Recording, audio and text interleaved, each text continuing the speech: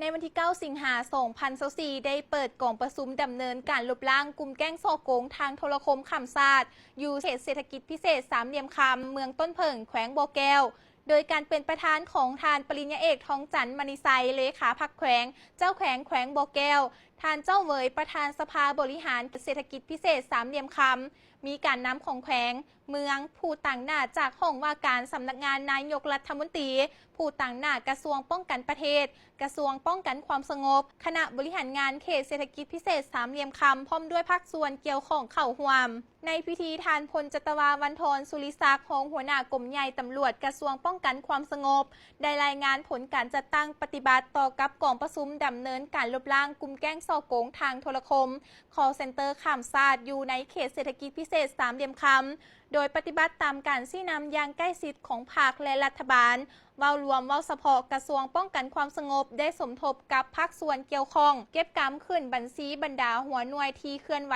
ซ่อโกงทางโทรคมสร้างบทบันทึกพร้อมทางฮื้อถอนสิ่งกีดขวางต่างๆออกเป็นจำนวนหลายซึ่งสามารถดำเนินการกดล่างฮื้อถอนบ้างได้240หัวหน่วยกักตัวผู้ถูกหาได้ทั้งหมด 1,389 คนในนั้นมีสัญชาติจีนเวียดนามมาเลเซียเมียนมาเอธิโอเปีย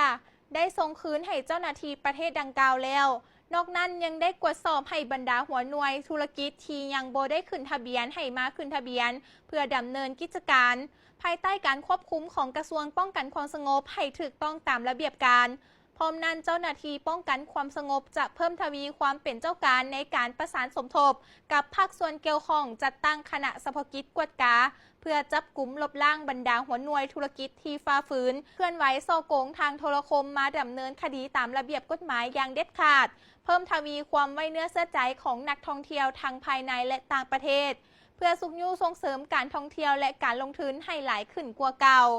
โอกาสนี้ท่านเจ้าแขวงบ่อแก้วได้มีคำเห็นให้บรรดาภาคส่วนที่เกี่ยวข้องสืบต่อลบล้างและจับกลุ่มแก๊งซ่อโกงทางโทรคม call center อย่างเด็ดขาดพร้อมทางชี้นำการดำเนินฮื้อถอนอุปกรณ์เทคนิคขับไส้ให้แก่การเคลื่อนไหวซ่อโกงทางโทรคม call center